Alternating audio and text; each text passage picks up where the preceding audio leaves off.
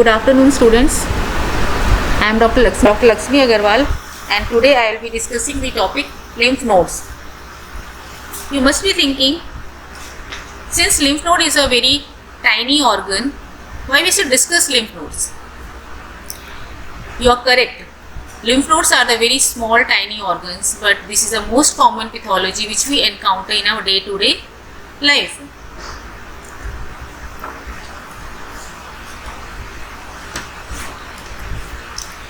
The lymph nodes are the encapsulated organs, and it can be ovoid, round or bean-shaped nodular formations, and is composed of dense accumulation of lymphoid tissues. The main functions of the lymph nodes are lymphopoiesis, filtration of lymph, and processing of antigens. All lymphoid cells originate in the bone marrow. Basically, there are two types of cells, B cells and the T cells. B cells mature in the bone marrow and then they migrate, whereas the T cells, once it is formed in the bone marrow, it migrates to the thymus, and further differentiation and maturation takes place in the thymus, and after maturations it migrates to the other sides. So primary lymphoid organs are thymus and the bone marrow, and B and T cells colonize from these organs to the secondary lymphoid organs, which are lymph nodes, spleen and mucosa associated lymphoid tissues. Lymph nodes consist of outer cortex and inner medulla. Cortical area consists of follicles associated with the B cells dependent humoral immunity. There are two types of follicles, primary follicles and the secondary follicles. Primary follicles consist of homogeneous small inactive lymphocytes, and secondary follicles consist of outer dark mantle zones and the inner lighter germinal centers. These inner lighter germinal centers includes lymphoid cells in different stages of maturations along with histiocytes and the reticulum cells. So when you look under this microscope, the sections of a lymph node, if it is homogeneous, dark area, then you must think this is a primary follicles and these are the inactive lymphocytes. But when it undergoes process or comes under activation by the immune systems, it forms the secondary follicles, and you can make out two type of zones, that is the outer mantle zones and the inner germinal centers, where the B cells undergoes activations to form the centroblast, centrocytes, and then further it differentiate into the plasma cells. Paracortex or the deep cortex extend between the lymphoid follicles, and it consists of basically T lymphocytes along with the interdigitating cells and venules. T lymphocytes, when it is inactive, it is small in size, and when it undergoes activation, it forms the immunoblast. Medullary areas are the main site of plasma cell differentiations and proliferations and further immunoglobulin formations. Along with this, there are blood vessels and lymphatic sinuses in the lymph nodes, and various accessory cells like dendritic reticulum cells, interdigitating reticulum cells, and the histiocytes. This is the structure of the lymph nodes. You can see this is a capsule. Since I said this is an encapsulated organs, so this is the capsule of the lymph node, and this is the subcapsular sinus, and it has two surfaces. This is the convex surface and this is the concave surface. This is the convex surface. Here you can see the afferent sinus. These are the afferent lymphatic vessel. It collects the lymph and drain into this. From here it goes towards the subcapsular sinus, then trabecular sinus, and further it goes out through the efferent lymphatic vessels from the concave surface or the hilum of the lymph node. As I said earlier, it consists of outer cortex and the inner medulla. So outer cortex, you can see it consists of numerous follicles, and these are the primary follicles and these are secondary follicles. You can make out the difference between two. These are the homogeneous, same color. So this is the dark, and here you can make out two colors. This is the lighter area and this is the darker area. So this darker area is the mantle zone and this lighter area is the germinal centers, which are the active, which contains the activated B lymphocytes. And here only we can see the inactive B lymphocytes. And this is the paracortex, which extends between the lymphoid follicles, and it consists of the T cells. And when it gets activated, it forms the immunoblast. And this is the medullary area, which contains basically the plasma cells, which undergoes proliferations and differentiation into the formation of immunoglobulins. Along with that, it also contains the macrophages. And this is the marginal sinus, or you can call it as a subcapsular sinus.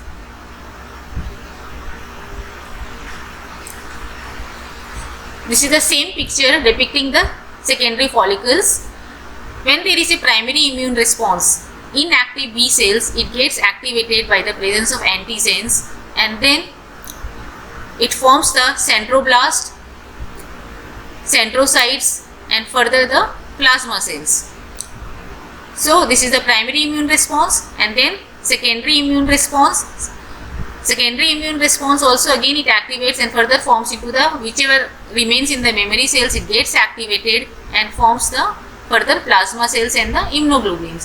So you should remember, whenever there is B lymphocytes gets activated or any T lymphocytes get activated, it remains in the memory cells, and these memory cells gets again activated when the same type of bacteria or antigens an individual encounter.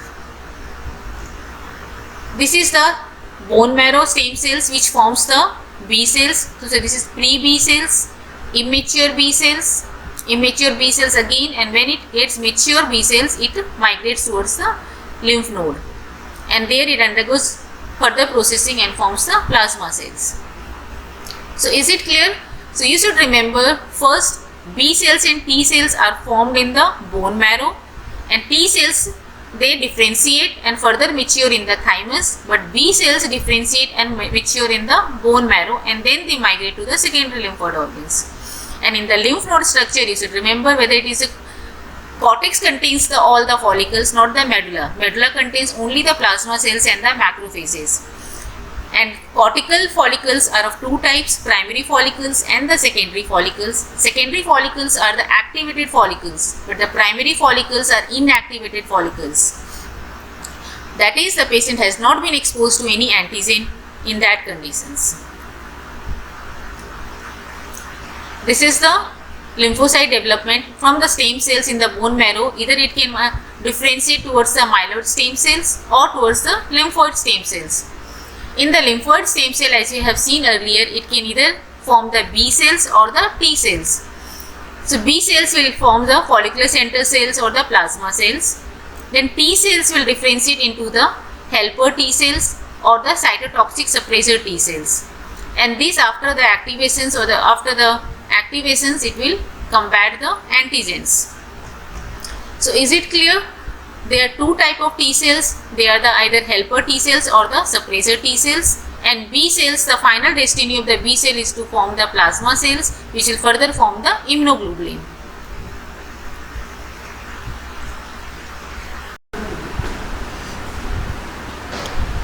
Now we should think, why do lymph node enlarge? Generally in a person, lymph nodes are not palpable. Whenever it becomes palpable, we should think there is some pathology. Now there are various causes for the enlargement of the lymph nodes. First, the most important is the infection, which can be bacterial, viral or parasitic, that causes the inflammation of the lymph node, and that is known as lymphadenitis. It can be acute or chronic depending on the infection. It can also be enlarged if there is infiltration by the metastatic malignant cells or in situ proliferation of malignant lymphocytes or macrophages, or if the macrophages is engulfed lipid laden any metabolites, like in the case of lipid storage disease, then also the lymph nodes will enlarge.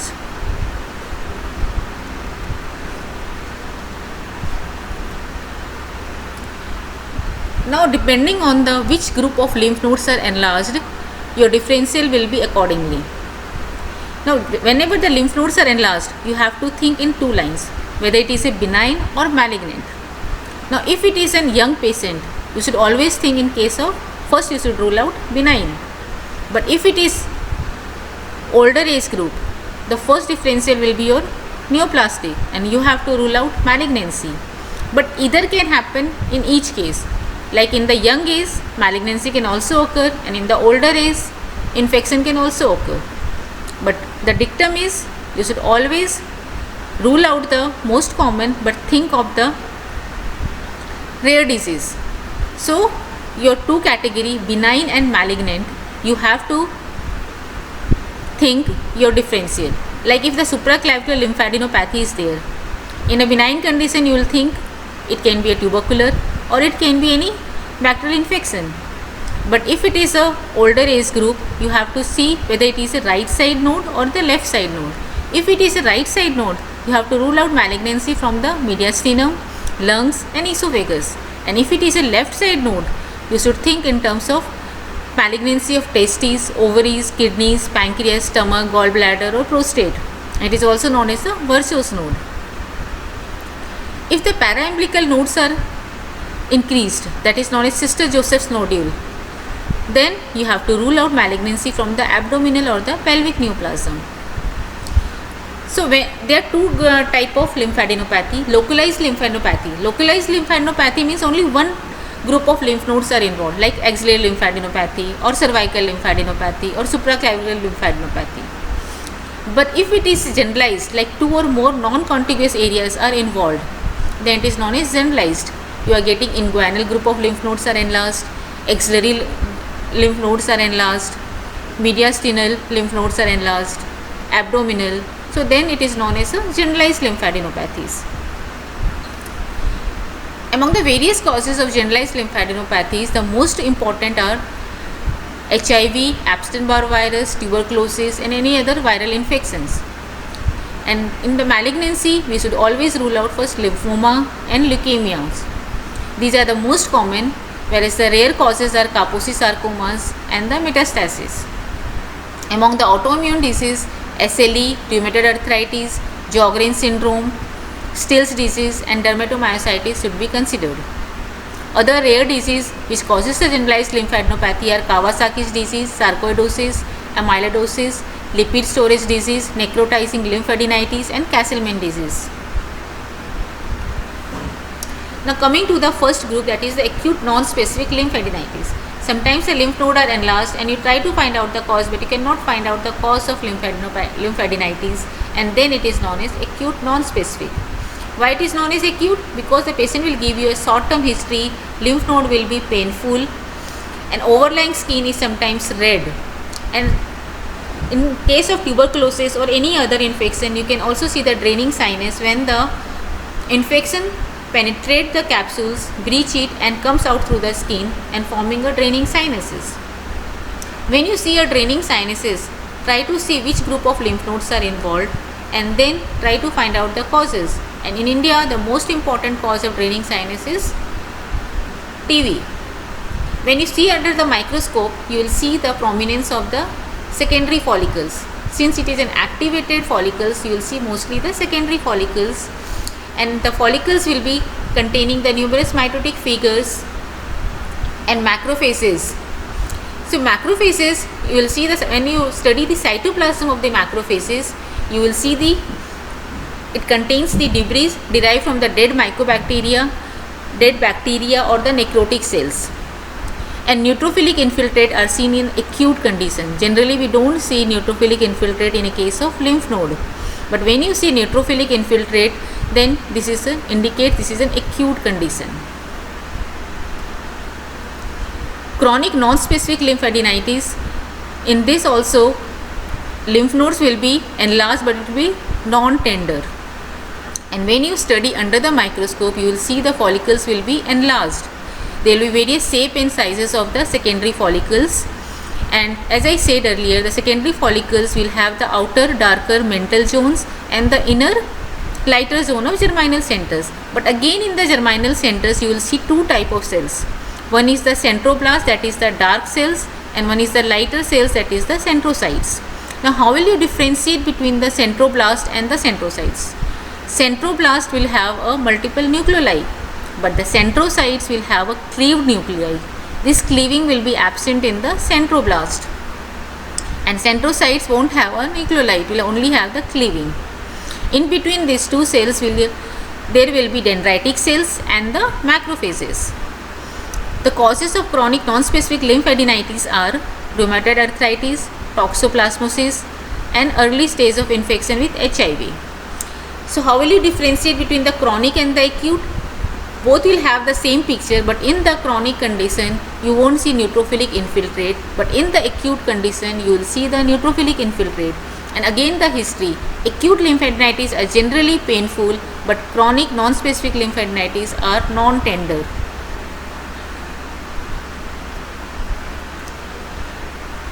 Now the most important differential, you have to differentiate reactive follicular hyperplasia is from the follicular lymphoma. See, one is a benign process and the other is a malignant process. So you have to be very careful while investigating a patient. Now what are the features which favors a reactive hyperplasia? In both cases you will see the secondary follicles which are of different shape and sizes, but in case of follicular lymphoma most of the follicle will have a same size, but in the reactive it will be of different shape and size. There will be marked anisocytosis between the follicles. One will be very large, one will be very small, and apart from this you will see the frequent mitotic figures and the phagocytic macrophages. Then in the paracortical hyperplasia, as I said earlier, it contains the T cells. Now T cells is the basically cells which combat the viral infections. So whenever there is a viral infections, acute viral infections like infectious mononucleosis, you will see the paracortical hypoplasia. And when the T cells get activated, it forms the immunoblast. Now how will you identify the immunoblast? Again it will have a multiple nucleoli. Like in the immunoblast you will have a centrally placed nucleoli, but in the case of centroblast you will have the peripheral nucleoli located at the periphery, multiple nucleoli at the periphery. That's how you will differentiate between the immunoblast and the centroblast. So if you see in the center a single nucleoli, then search for the whether at the periphery multiple nucleoli are present or not. If it is present, then it is a centroblast, and if it is not, then it is an immunoblast. Now because of the paracortical hypoplasia, the B cell follicles will be effaced and will be of small sizes. There will be hypertrophy of the sinusoidals and the vascular endothelial cells, which will be accompanied by infiltrating macrophages and the eosinophils. Then the word sinus histiocytosis. It means there is increase in the number and the size of the cells that line the lymphatic sinusoid, that is the endothelial cells. So in the case of sinus histiocytosis, endothelial cells will be increased, and it is non-specific and are found basically in the carcinoma of the breast or any other malignancies. Now this, you can look at this picture.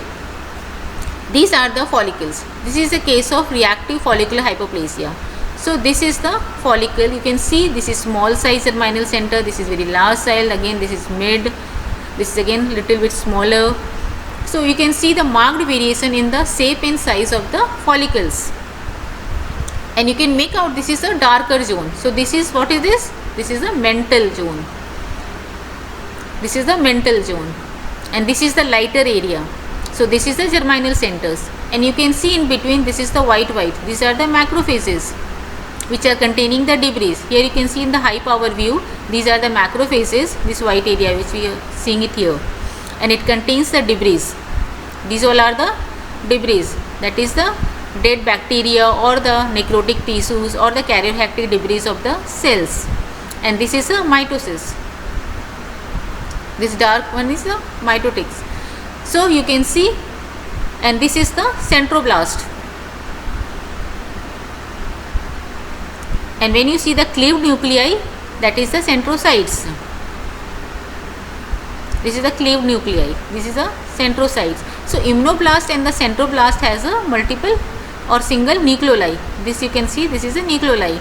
So this can be either centroblast, and when you have the cleaved nuclei, this is the centrocytes. So is it clear? So these are the secondary follicles, this is the mental zone, and this is the germinal centers. And we are seeing this white area is the macrophages.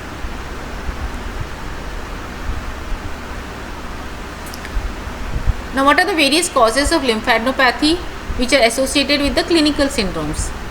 Chimeras.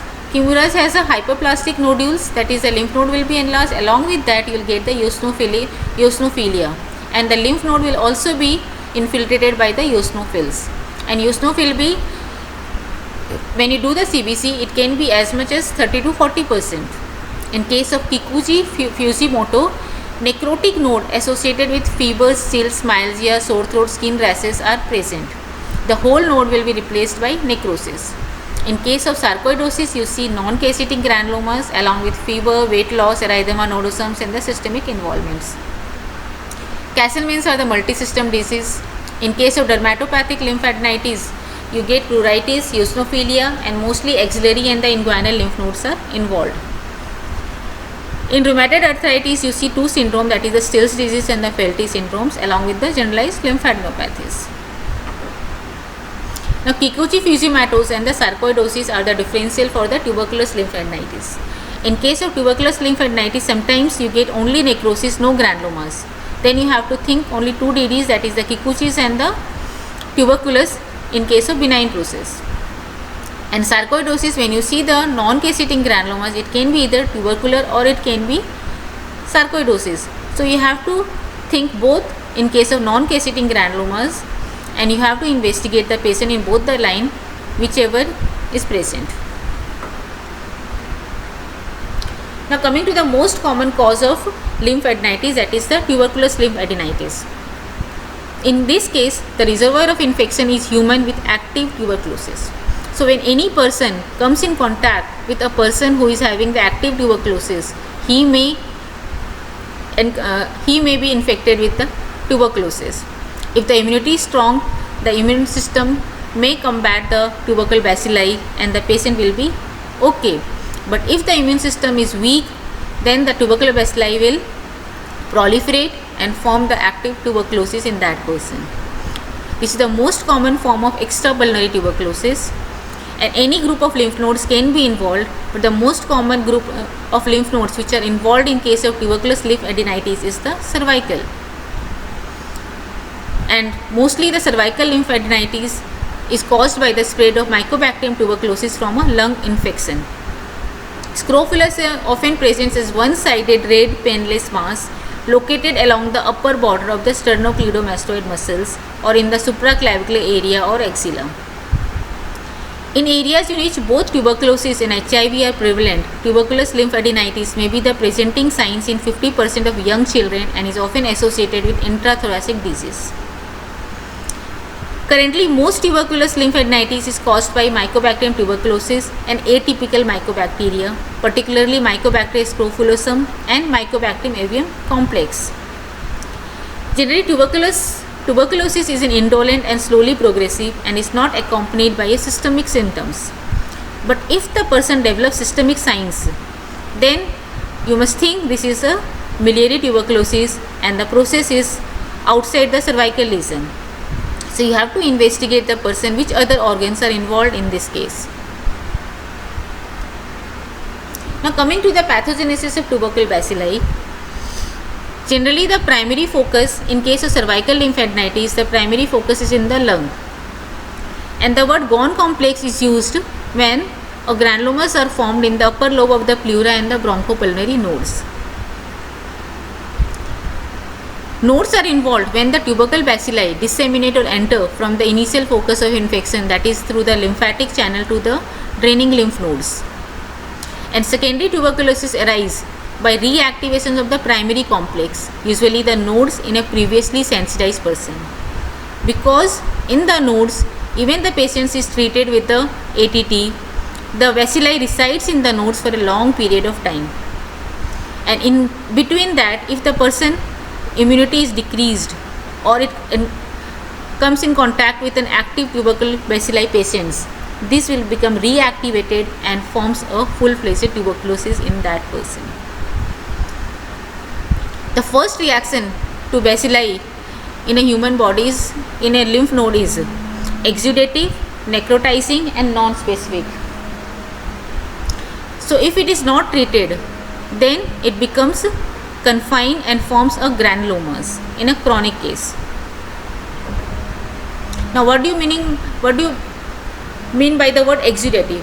It means that when you aspirate, it will be consist of basically neutrophils and the debris of the cells.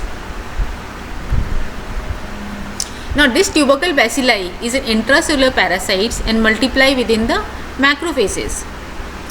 These macrophages, when it engulfs the parasites, that is the tubercle bacilli, it activates the CD4 plus T cells, and these produce the lytic enzymes, and these enzymes kill the bacteria and also causes the surrounding tissue necrosis.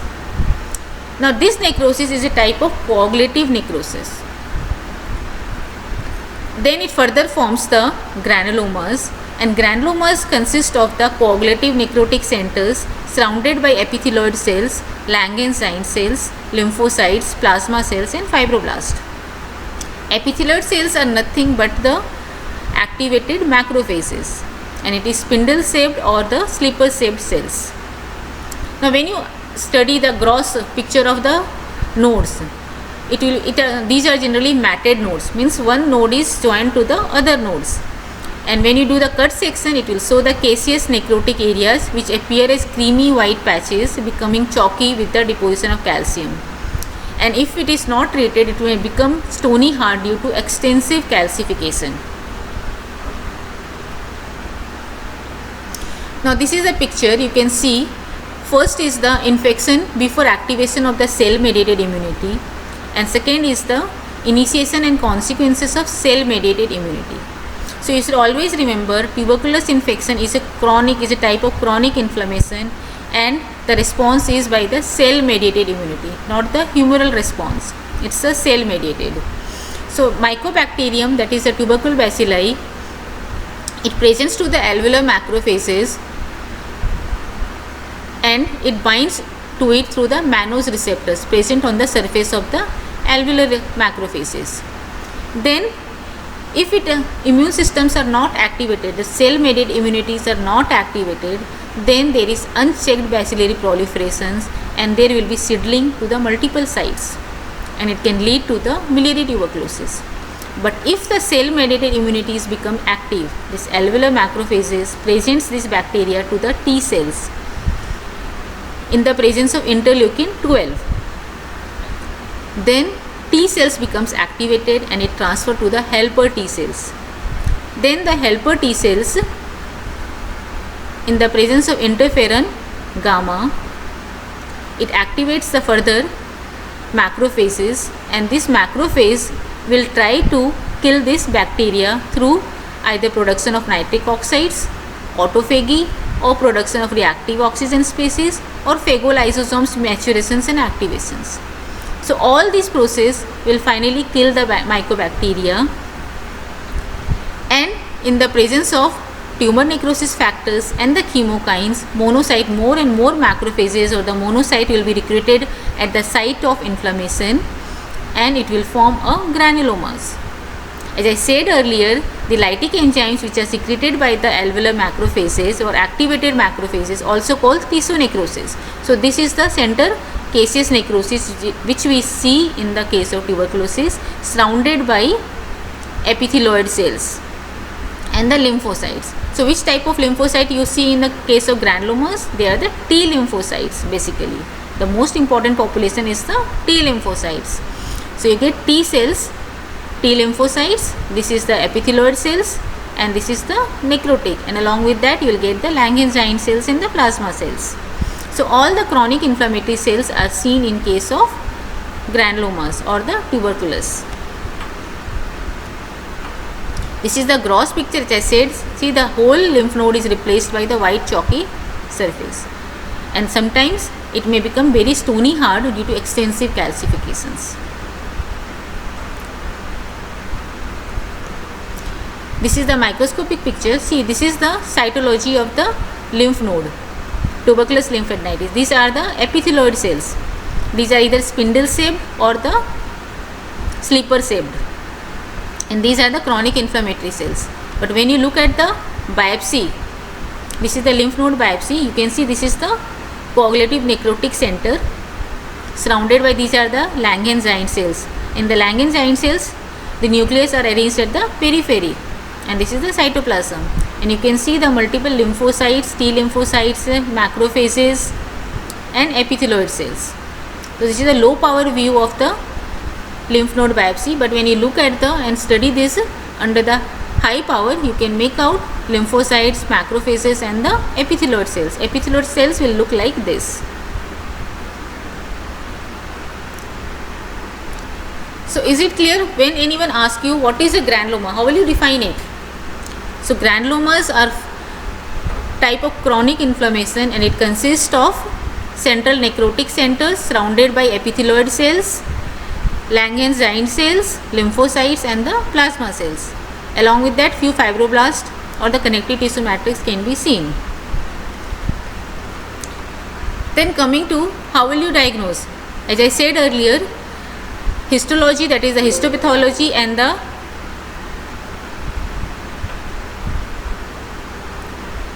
histopathology or the cytology, if you see the granulomas, that will confirm your diagnosis. But sometimes granulomas are not seen and you will see only the neutrophilic infiltrate. In that case, you will be confused whether it is acute non-specific lymphadenitis or the tuberculous lymphadenitis. In that case, you have to go for the microbiology test, that is the culture. If on the culture you can see the tubercle bacilli, then it confirms the diagnosis of tuberculosis. So microbiology and the cytology both are complementary to each other. Sometimes you can see granulomas, you cannot see granulomas, but you are detecting tubercle bacilli on the culture. And sometimes on the culture you cannot detect the tubercle bacilli, but you are getting granulomas. So both the tests should be done in a case of tuberculosis. Then in case of microbiology or the cytology, you can also go for the special stain, that is the acid-fast bacilli stain. Acid-fast bacilli stain, it stains the Mycobacterium tubercle and it looks like this is the acid-fast stain, magenta color. You can see this is the magenta color, this is the positive AB stain. So if you see this type of tubercular bacilli taking the magenta color, it gives 100% confirmation of the tuberculosis. Then apart from these, various other tests are also in use like CB-NAT, DNA hybridization, polymerase chain reactions, which can give the correct diagnosis at a very short time.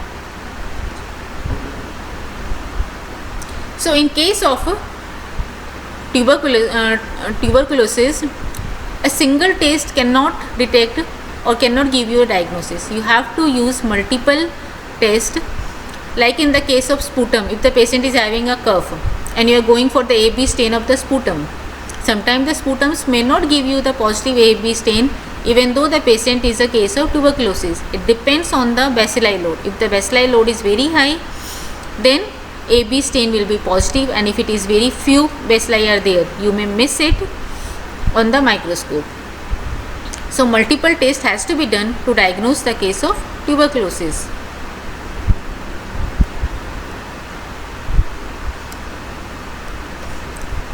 So at the end, the take home message for you students is, don't take it lightly lymph nodes. Lymph nodes are the most common pathology which you will be encountering in your practice. Generally lymph nodes are not palpable, but if it is palpable, don't ignore it. You have to investigate what are the causes of lymph node enlargement, and depending on the age and the group of lymph nodes, you should start thinking whether it is a benign or malignant. If it is a benign, then whether which type of infection is causing it, and if it is a malignant, whether it is a metastasis or whether it is a neoplastic. So in the next class we will be discussing all the neoplastic causes of the lymph node enlargement. And in India, you should always keep your tuberculosis in mind whenever any lymph node is enlarged, because that is the most common cause of benign, acute or chronic non-specific lymphadenitis. Thank you.